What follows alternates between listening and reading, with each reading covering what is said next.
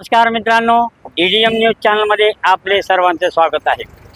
काल सावरकर चौकामध्ये प्रशासनानं लातूर नांदेड रोडवर असलेलं अतिक्रमण हे काढून टाकलेलं आहे। या ठिकाणी बघू शकता आपण की हे अतिक्रमण काढलेलं आहे।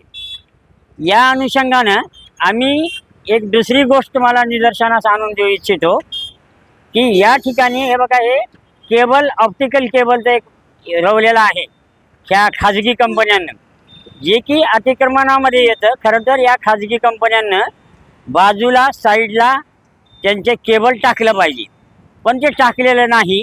यांच्या अतिक्रमणाकडे कोण लक्ष देणार? आणि निघालेलं अतिक्रमण पुन्हा त्या ठिकाणी बसणार नाही। वाहनांची पार्किंगची बेशिस्त आहे, त्या वाहनांच्या पार्किंगला शिस्त कोण लावणार? अवैध वाहतूक आहे, बाकीचे फळगाडीवाले आहेत, हे सर्व गोष्टी तिथं आहेत। त्याचबरोबर आपण हे बघू शकता की इकडे अंबेजोगाई रोडकडं हा जो रोड केलेला आहे, या राज्य मार्ग करणाऱ्या जे आहेत महाराष्ट्र राज्य रस्ते विकास महामंडळ यांच्याकडून रोड करताना आपण बघू शकतो की ही नाली त्यांनी स्वतंत्र बांधलेली आहे। ही नाली आणि ही नाली सोडून इकडे नगरपालिकेची नाली आहे, जवळपास 10 ते 15 फूट अंतर सोडून दिलेलं आहे।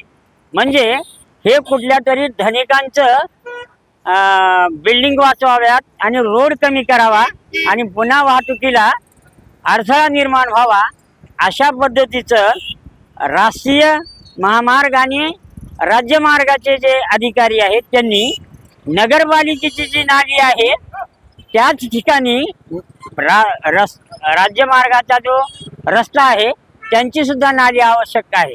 पण एवढं मोठं अंतर सोडून देऊन रोड अरुंद करणं ही शहरामध्ये हे अतिशय चुकीचं आहे, ज्याच्यामुळे असा वाहतुकीला अडथळा निर्माण होऊ शकतो। काल काढलेल्या अतिक्रमणानंतर आणखीन फळगाडे हे रस्त्यावर आहेत, तर यांना सुद्धा कुठेतरी जागा देऊन रस्ते हे मोकळे वाहतुकीला सुसज्ज झाले पाहिजेत। आपण बघू शकता हे तहसीलचं कंपाऊंड ते एवढं मोठं अंतर आहे हे सोडलेलं, जवळपास 20 फूट 15 फूट अंतर आहे, जे रस्ते विकास महामंडळानं सोडून दिलेलं आहे। आणि त्यांची ही स्वतंत्र नाली हा एक जावाई शोधत आहे की रोडसाठी स्वतंत्र नाली आणि नगरपालिकेला स्वतंत्र नाली। खरं तर नगरपालिकेच्या नालीवरच या राज्यमार्गाचे राष्ट्रीय महामार्गाच्या नाल्या असायला पाहिजेत। आपल्या सुदैवानं एक गोष्ट चांगली आहे की लातूर नांदेड जो राष्ट्रीय महामार्ग राज्यमार्ग आहे त्याच्या आधीच नाल्या केलेल्या आहेत पूर्वीच्या अधिकाऱ्यांनी, त्यांना धन्यवाद दिले पाहिजे की त्या नाल्या तिथं आहेत। त्याच नाल्यावर आता नवीन जो काही सिमेंट कॉन्क्रीटचा रस्ता होणार आहे तिथं जर नाल्या झाल्या तर हा रस्ता मोठा होईल, वहिवाटीला सुसज्ज होईल। नसता अंबेजोगाई रोडसारखी अवस्था जर लातूर नांदेड रोडची झाली आणि रस्त्यासाठी स्वतंत्र नाली आणि नगरपालिकेची स्वतंत्र नाली, यामुळं जागा वाया घालवणं आणि धनिकांच्या जागा वाचवणं हा एक षडयंत्राचा भाग आहे। तो इथं होऊ नये अशी DDM न्यूज चॅनलच्या वतीनं आम्ही राज्य शासनाला, राष्ट्रीय महामार्गवाल्यांना विनंती करत आहोत।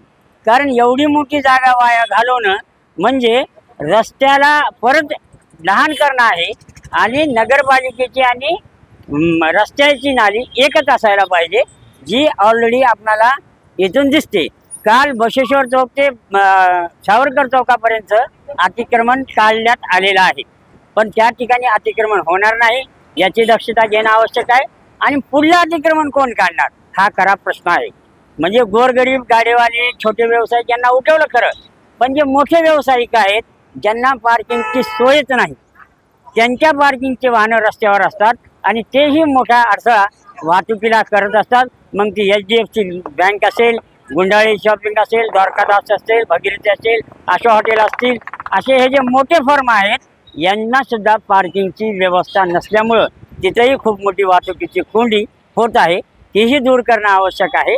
आणि राहिला मुद्दा सर्वात महत्त्वाचा म्हणजे रस्त्याची नाली वेगळी आणि नगरपालिकेची नाली वेगळी, हा प्रकार नको आहे। कारण यामुळं 15 ते 20 फूट अंतर वाया जात आहे आणि पुन्हा हे असे अतिक्रमणं रस्त्यावर येतात आणि मग पुन्हा वाहतुकीला अडथळा येतो। आणि यामुळं येरे माझ्या मागल्या अशी अवस्था होऊ द्यायची नसेल, प्रशासनाला वारंवार अतिक्रमण काढण्याची वेळ येऊ द्यायची नसेल तर या सर्व बाबीची दक्षता प्रशासनाने घ्यावी असं DDM न्यूज चॅनलच्या वतीनं आम्हाला वाटतं. धन्यवाद.